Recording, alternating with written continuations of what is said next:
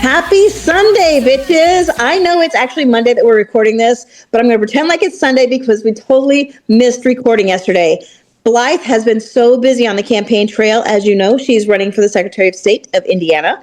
And so I said, don't worry about it, Blythe. I've got a special guest that can fill in for you today.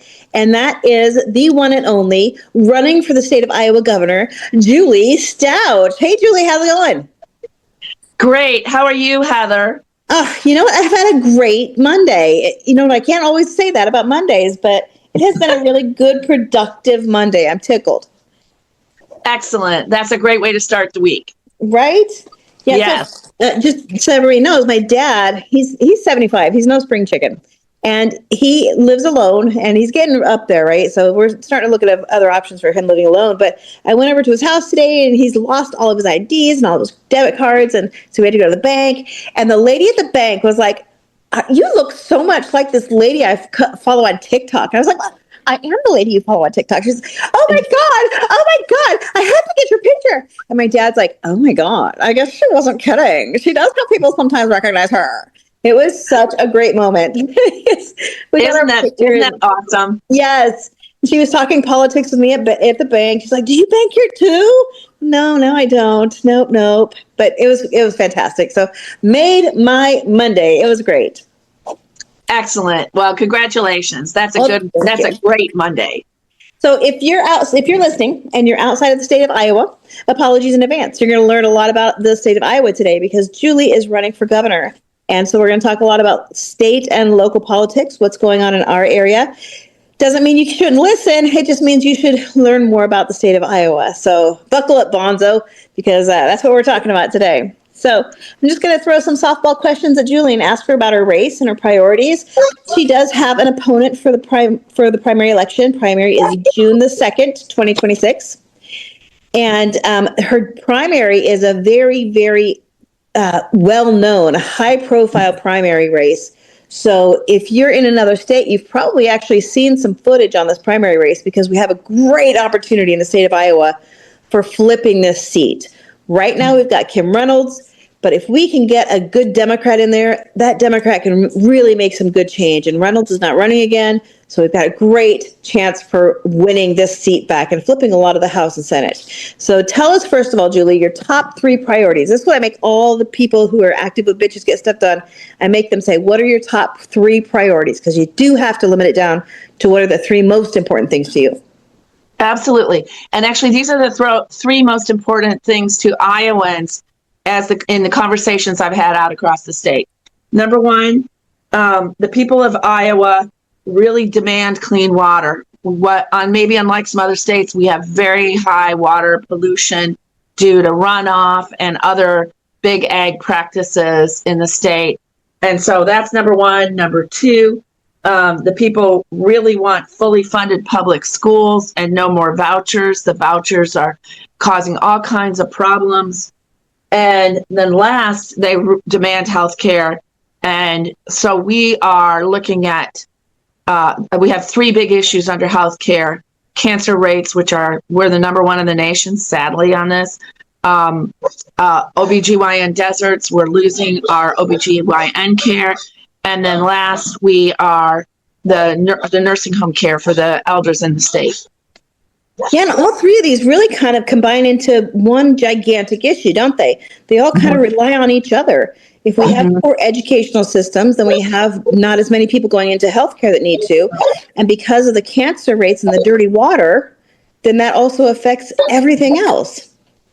They are very much interrelated. Now, a scientist might say to you, well, you can't prove correlation on the water. But the fact of the matter is, when you look at the counties with the highest cancer rates, they're along our rivers and lakes. Oh, I didn't know that. Yeah, here's a map out from a research scientist put it together and shared it. And I'll share it with you so you can see it. But yeah, very high. Yeah, so I think one of the biggest problems with our water are the nitrates, right? And that is literally pig shit. The nitrates are the fertilizer that they put on the fields, like for the corn and the soybeans. There's also the pig poop problem. Okay, so those are 2 different things then. Yes, they are.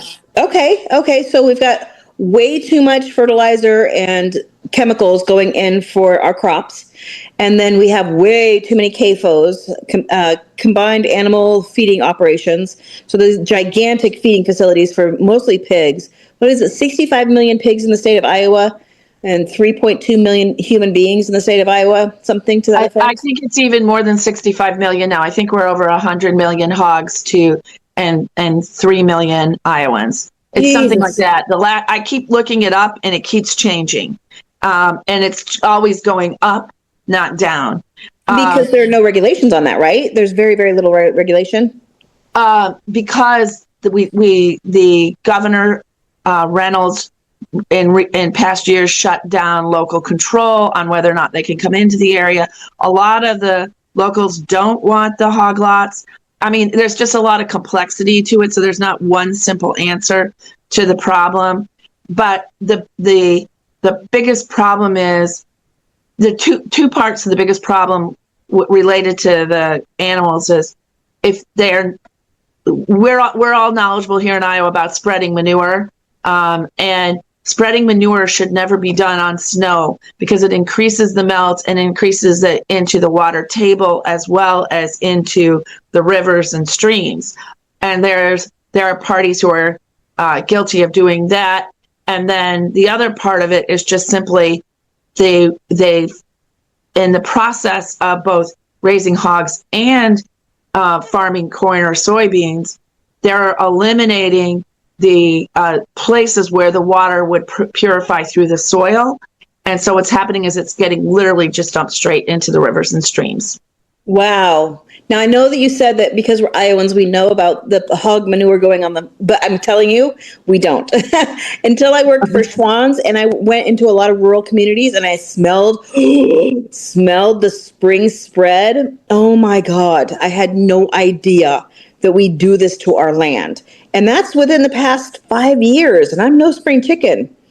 They started building them out in the early 90s because I was working in the Iowa Attorney General's office then. And it was a big discussion. Tom Miller was the Attorney General at that time. And it was a really big discussion with a lot of national people from other states who'd had huge problems with this process and warning that we should not do that. And just trying to figure out how to make it happen. And that was during Terry Branstad's first administration as governor. And they were doing everything they could to make that happen because Bruce Rastetter is a big funder of all this stuff. He's Select Farms. And so Bruce Rastetter, huge money, huge ag money, pretty much owns the state of Iowa. Certainly owns Kim Reynolds. Mm-hmm. Oh, absolutely. She does anything and everything Bruce Rastetter wants her to do. That is correct. That is correct.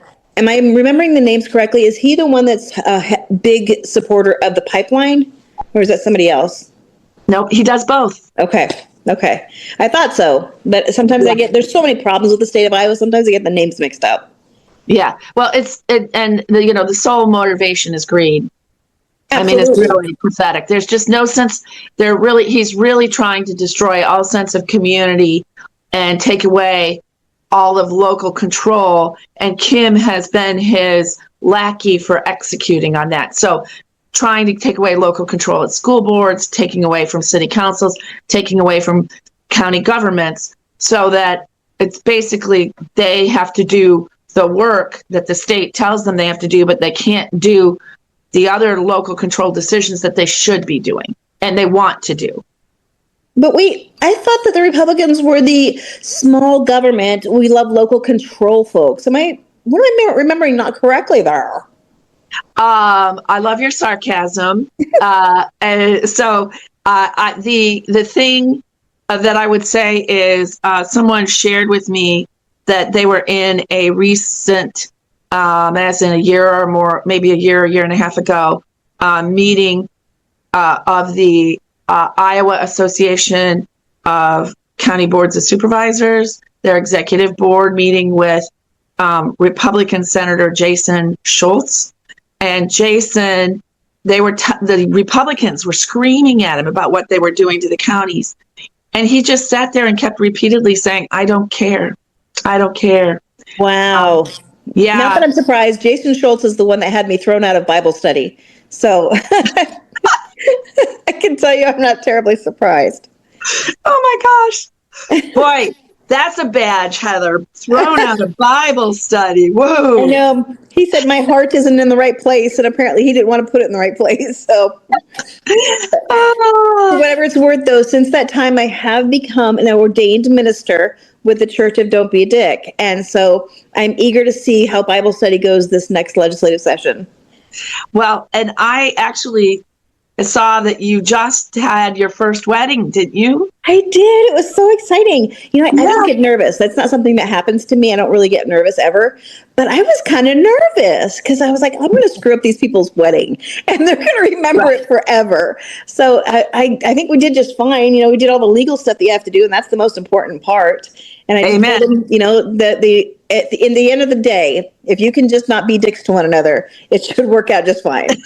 just abide by the one rule of the church. Don't be a dick. It'll be just fine. That's awesome. I love it. Yeah, it was exciting. So I'm an ordained minister. We got a little off topic, but so the water, huge problem. Education, as you know, I don't believe at all in vouchers. It's a scam. It's 100% a scam. There are actual legislators who are starting their own schools because they're getting these unaccounted for dollars just to start a school. What do you plan to do if you become governor? What would you do to reverse that horrible scam? Right. Okay. First thing, day one, I will. This is like so hard to believe that this is what is one of the first day things, but actually appoint someone who has a degree in education and public school experience to lead the Iowa Department of Education. I know it's a very novel concept that you would expect somebody to be experienced, but the person there right now worked in Kim Reynolds' office and is there in order to do everything Kim wants her to do.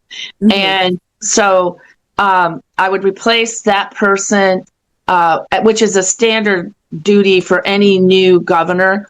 I just would make sure they meet that criteria. The second thing I would do is freeze signups for vouchers immediately. So that there are no new enrollments. And then the last thing would be, not the last thing, there's like 3 or 4 more things, but then the next one would be to work with the legislature to reduce down the numbers. Like right now, you can be paying for a private school education out of your own pocket already, and then the vouchers become available. And so you're collecting the voucher money, and that just runs up, that just breaks the bank of the state, which is, I think, ultimately Kim's goal is to make the state bankrupt. I actually did a call last week with the entrepreneurs of Iowa, and they wanted to interview gubernatorial candidates about their, how they would help entrepreneurs. And they called and said, would you want to do it? And I said, sure. But then the time they picked, I had to do it virtually. It was kind of fun because the other 3 people who agreed to do it, who could make it work with their schedule, were all Republicans. So I ended up being the person who basically they'd ask the Republican a question, and then they'd ask me a question. In response, I could respond to whatever the Republicans said. And there were several things that they said that were, let's just call them sins of omission. They left out significant facts about what the topic was. And so anyway, that was a really interesting conversation. But they were saying that the state was very robust and healthy, which it's not. And then I brought up the fact, and they were bragging about the, oh my gosh, what do you call them? The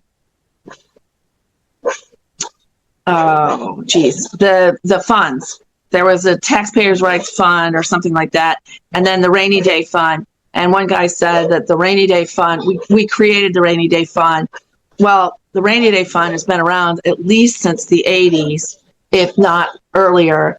And so I was able to correct them on that. But also, every bit of money that's in those funds is from COVID money that Kim didn't use for the COVID stuff and instead put it in these funds so that they were refilled. So it's absolutely.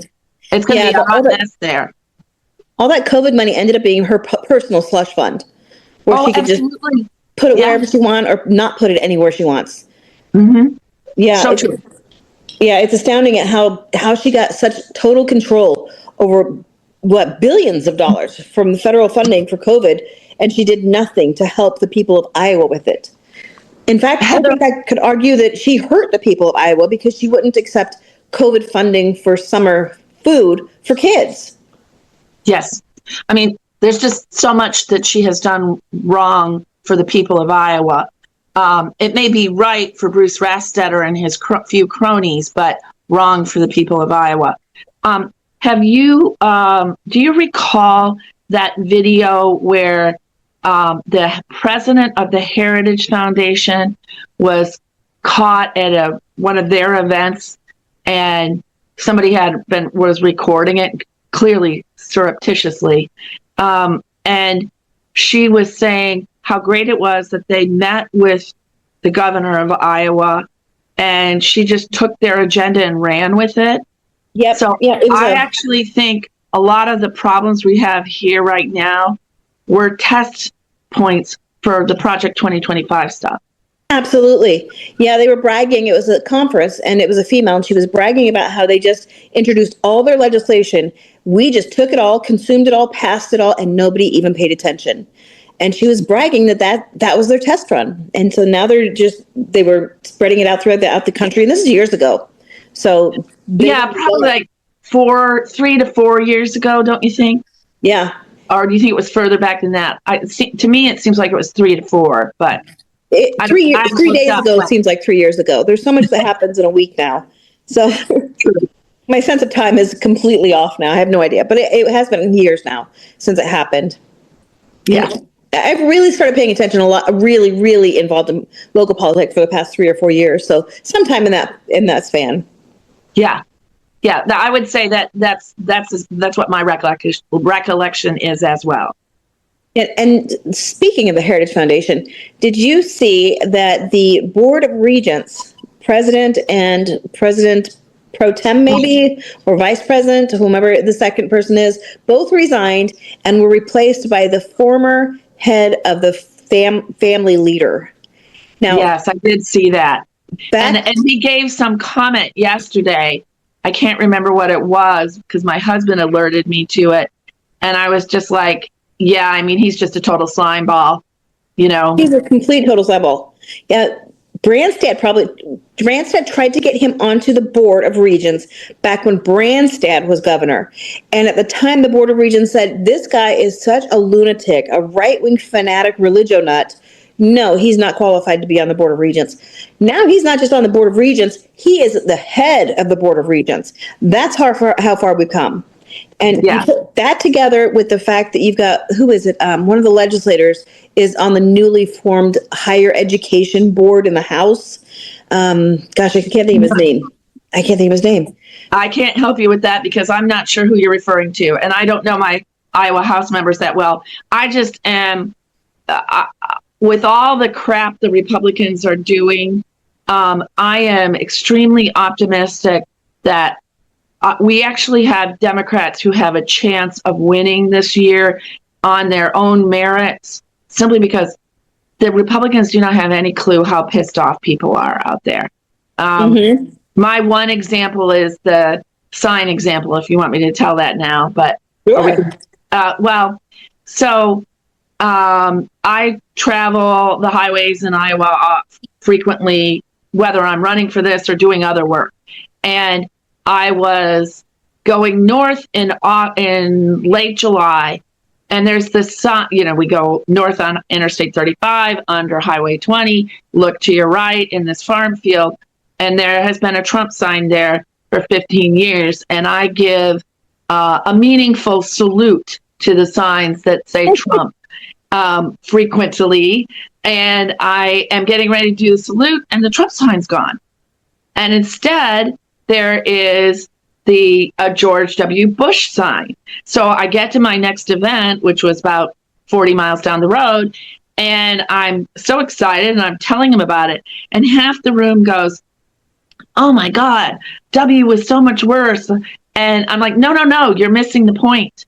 What this farmer is telling us is that they are still a Republican, but they are no longer a Trump Republican. And so now, 3 weeks ago, I'm driving north for an event, and I go under Highway 20 and I look to the right, and there is a blank white sign there. Holy cannoli. Yes. Wow. Yes. So I think, and I'm not every Trump sign is coming down across the state, but a lot of them are missing. And I think that's just quietly, people aren't going to go make a big deal about it. They're just taking them down. Yeah, and if you're not familiar with the state of Iowa, I-35 goes north, and then 20 goes east to west, and it's way up in northern Steve King territory. So very rural, very red, very proud normally that they voted for Trump. So that's a big deal. It's a very big deal that sign came down in the first place. But then for it to just be a blank space weeks later, that's a huge deal. It's a huge deal. Yeah. They're just, and you know, Iowans tend to be reserved. And so, you know, when we have things like this going on, there are people making decisions and not going public. I was at a Christmas party event just recently, and a woman, you know, in her 80s, you know, she led with her age, said to me that she was going to support me. And then she had me walk through with her all the campaigns that she voted in. She voted in her first campaign. It was presidential campaign was Kennedy Nixon. And she told me every step of the way who she voted for. And so, in like staunch, long-standing Republican history, and I said, well, you do realize, just remember, you have to change your registration in order to vote for me in the primary. And she said, it's already done. Oh, wow. I mean, like, that is really shocking to me, because somebody who's been that staunchly Republican for so very long, that's a hard change for people to make. And so, but she said she's already done it. Yay! I know. I was very excited. So, yeah, it's crazy. It's just, I think that there's so much change going on. And to me, it's kind of like an earthquake in the middle of the ocean. And we're not going to see the tidal wave, the tsunami, until next fall. But that's the forces are moving. Yeah, I don't see anything getting better between now and next fall. No, absolutely don't see it getting better. Right. I'm sure that he thinks that starting a war is going to make it so that he will gain more, I guess, popularity. I don't see that working at all, but, you know, that's just my opinion. So on the third thing that you're passionate about is healthcare. So I wanted to cover that, but let's cover that after a short break.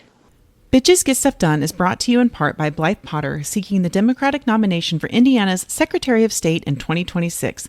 Blythe wants to increase voter turnout as well as voter registration and use the NBiz website to help share and teach sustainable business practices for the business leaders in Indiana and bring boring back to the Secretary of State's office. Blythe needs to raise about $10,000 a month to try to flip Indiana's Secretary of State office blue. And remember, turning a red state blue benefits the entire country, even if you can't vote for us. To donate, visit BlythePotter.com. Paid for and authorized by Friends of Blythe Potter. Use of military rank titles or photographs in uniform does not imply endorsement by the Department of the U.S. Army or Army Reserves or the Department of Defense.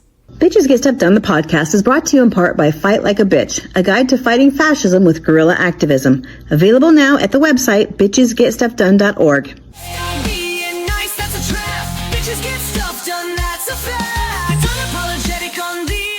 Iowa rural healthcare. Tell us all about where you stand on healthcare and how amazing our healthcare system is and how it can be improved, yada, yada. Well, there's a whole lot of problems on healthcare, whether you're urban or rural here in Iowa.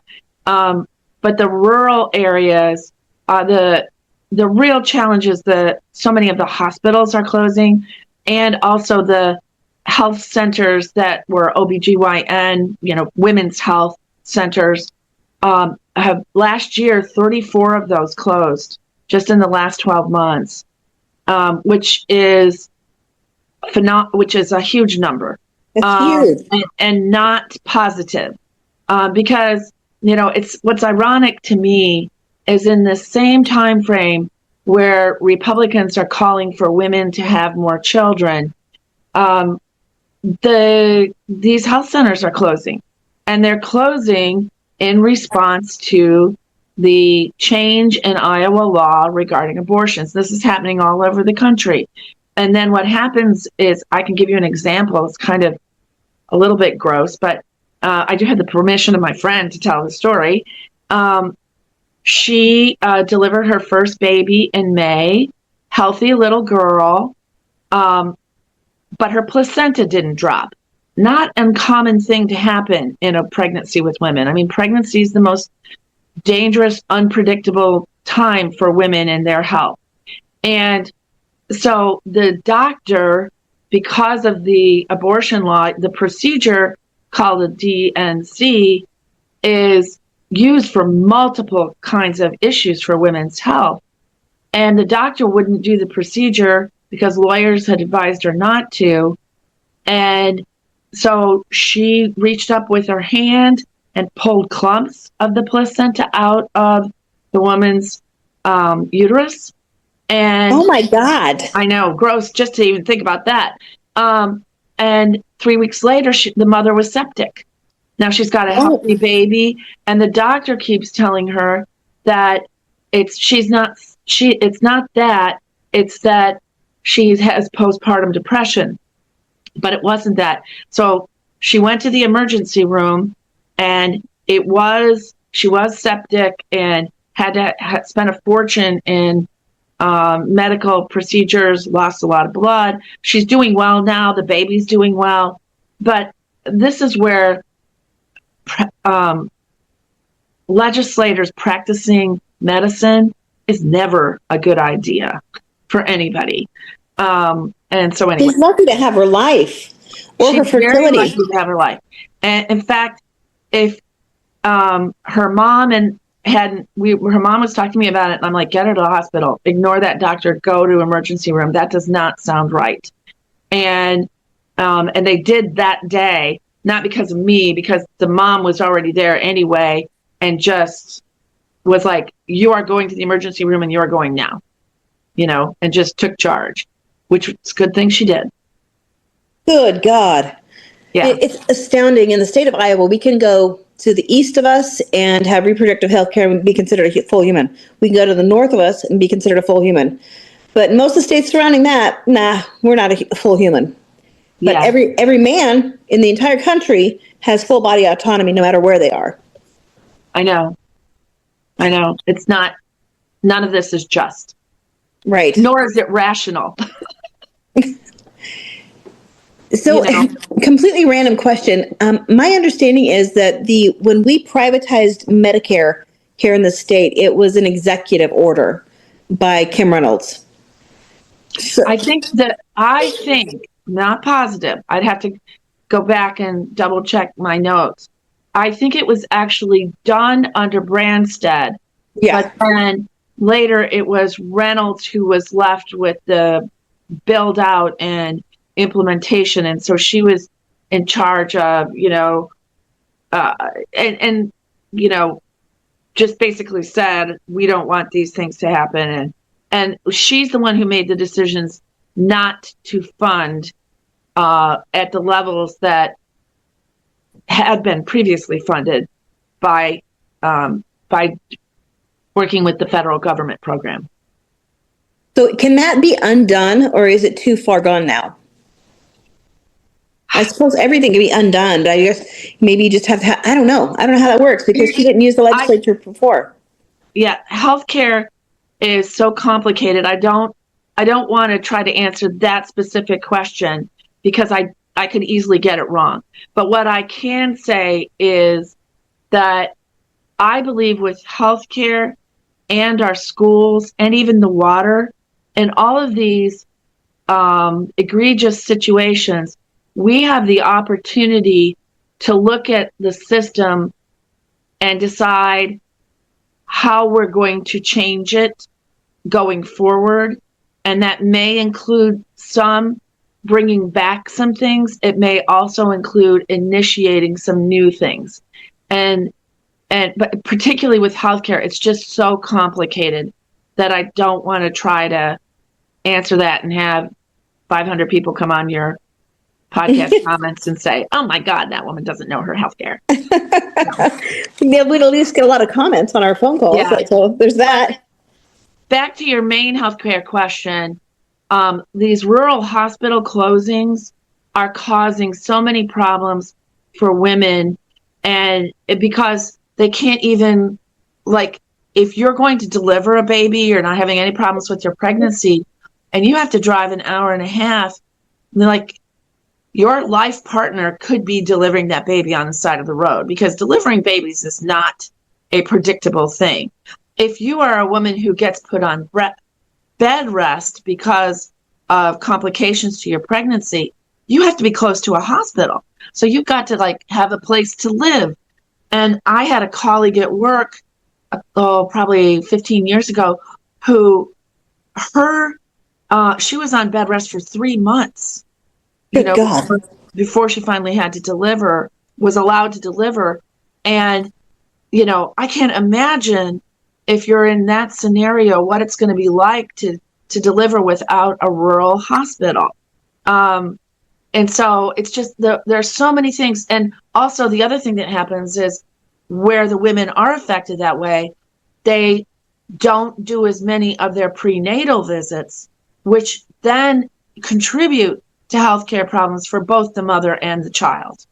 And so it's just one crazy, it's like a snowball building and rolling down. Each one of these services that's not locally available, there are big problems that can come out of it on a fairly common basis, and so anyway, the cancer rates are another thing that rural hospitals can do transfusions. All hospitals, of course, can do cancer transfusions. When you take away a rural hospital, all of a sudden you've got people who are very ill with cancer, who need their infusions, maybe don't have the ability to drive themselves someplace, need to have somebody who be able to drive them to get their infusions and spend the day with them where they are. And not everyone has that, particularly, people in nursing homes, but also, just any person of any age may not have access to that kind of ability to get away, and as one mother said to me, regarding if that would happen in their family, she was, brainstorming with me. She said, if that would happen in my family, I'd have 2 kids in school and one that I'd have to take to the hospital. And who's going to pick up the kids in school? Because the bus doesn't come to our house where we live, right? Mm-hmm. Drop off, and the kids are too young to just walk that extra distance, right? They're at risk. So, it's just, there's so much more complexity to life and to healthcare, and to try to think that streamlining it in any way is going to make it better. This latest thing on mental health. Somebody told me just a couple of weeks ago in a rural southern county that if they have patients with mental health, they don't go to any hospital in Iowa. They get taken to Kansas City. And then yesterday I was at another meeting with people in the same, southern part of the state, and the woman said they had 2 friends that just had to go to Arkansas because there were no beds left in Kansas City anymore, in Missouri, that they had to, which that's like a 9-hour drive from. Oh, for sure. Absolutely. But you go the whole length of Missouri, and then you got to go west to or east to where Little Rock is. So it's just not. The system is not working at all, and we're losing doctors hand over fist in the I state. wouldn't be a doctor here. I No, mean, they're not. I know that we've got a medical hospital or a medical college, but if I graduated from U of I, no way would I stay here. Well, even Des Moines area. No, I'm not Des saying Moines University. Des Moines University. Yes, Des Moines University. There was a graduate who wrote an op-ed in the Register, a couple months ago, right after she graduated, saying she wanted to stay and practice medicine in Iowa because she was raised here, but she said, not under these existing circumstances. I won't do it. I won't risk my license that has taken me so long to get. And so she's looking for work in other states, and she's not alone. Yeah, there were a lot of Des Moines University professors and students last legislative session who came to a subcommittee because there was a member of the Iowa House that introduced legislation to outlaw mRNA vaccines.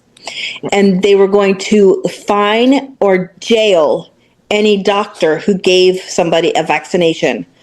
And it was some of the most bizarre and asinine legislation I'd ever heard. But there they were, arguing for it. And the people that were arguing for it were all on Zoom. They weren't local to us. They were some kind of people out in the world making money off of this bullshit pseudoscience. But then the people that were saying, this is the most asinine thing I've ever heard, they were professors and students who actually knew what they were talking about. Right. You have to put up with that shit every year when the legislative session comes around. I wouldn't practice here. I've noticed, like on some of the videos that I've put out that have been put out through my campaign, that all the negative comments, they're not Iowans. Mm-hmm. All the negative comments, and they some way or another, they give some indication that so that I can tell what state they're even from or where they're even from. And I'm like, why do you think I'm going to even respond to you? You're not even from my state. Why should I listen to you? Anyway, so. You saw Twitter, right? Twitter put for like 24 hours that you could see where these people were coming from. And so many of them were bots from overseas. Like this is originating in Russia or China or Botswana or whatever. Pakistan. And so within 24 hours, they took that down so that you couldn't tell anymore. Yeah, Pakistan was the other one. Yeah, I did see that.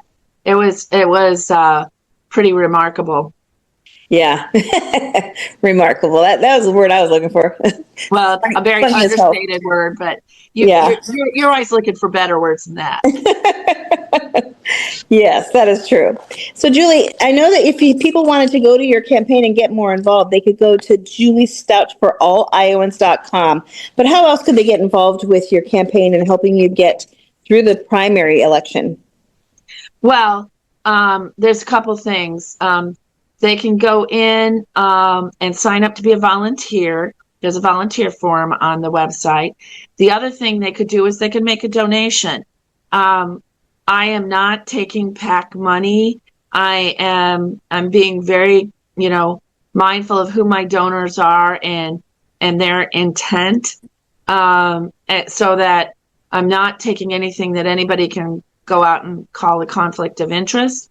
And I think that there's just I think there's a number of ways, but if you go in and put in that you want to volunteer, then we can get follow-up calls to you, to people to get them engaged. We are looking at next phase of build out in terms of adding weekly Zoom meetings that people can come in on and participate and just ask questions. I actually have fun answering the questions people ask me. And I think it's, just largely because sometimes they ask me a question and I then have to ask them 2 questions before I can answer their question. And so it's like really good dialogue. And I like that. It's much more meaningful and substantive than me going through a 3 to 5 minute stump speech, which, also good luck getting me to keep it to 3 to 5 minutes. But anyway, that's the way it goes. Yeah, I understand the gift of gab. I'm there. I've been there my whole life. Me too. Well, Julie, one last thing I just want to say to everybody who's listening, this is my own opinion, does not reflect at all on Julie, but I like Julie because I know that she's going to go and fight for us here in Iowa. And I can't say the same for all of the opponents and all of the people in all the primaries. And so that's my opinion. I do not feel as though she holds back and doesn't want to rock too many boats because you might, make other people upset. You can't be friends to everybody. The old saying, if you stand for nothing, or you stand for nothing, what do you fall for? 100% true in this race. So I encourage anybody who's listening. Of course, I'm willing to have your opponent on my podcast. I guarantee he'll never come on my podcast. But I'll put it out there. If Rob Sand ever wanted to come on my podcast, I would welcome him. But would I ever be able to nail him down on any serious opinion, serious events or serious issues? Probably not. So thank you so much for joining us. Thank you for being a special guest. Is there anything you wanted to say before we log off? Just one thing. All my career, when I'm not doing politics, I get hired to help people, companies, and organizations solve problems. I'm a problem solver. That's why I've decided to take the approach of I'm applying for the job of governor because I want to solve problems, and I need to know what. I don't go in and tell my clients what problems to solve. They tell me what they want solved, and then I go figure out how do we do it in a way that actually works. I want to do that for the people of Iowa and for me because it's my home state. I want it to be better because we can be better. So anyway, thank you so much, Heather. I really appreciate the opportunity to spend the time with you today. Oh, thank you so much. And I'm sure that we will have Blythe back on before too long. I don't know if we'll be recording on Wednesday with her or if we'll have another special guest, but I don't want to interrupt her campaign because she's doing an amazing job out there in Indiana. We need her as Secretary of State. So I will do whatever I need to do to adjust to her schedule while she has her feet on the ground. So thanks, everybody. Thanks so much for joining us. This is Bitches Get Stuff Done. You can contact us on via telephone or text 515-442-0422. Or you can contact us through our website, www.bitchesgetstuffdone.org. And you can also order our book, t-shirts, or tickets to our upcoming one-act musical, The Totally True Tale of Trump-Ebenezer Scrooge. That will be playing on December 19th at 7 o'clock p.m. at XBK Live. Tickets are only $20 in advance, $25 a day of. So make sure you go because we're practicing and it's going to be ridiculous. And they serve alcohol, so it'll be even more fun. So thanks, guys. I'll see you next time. Bye.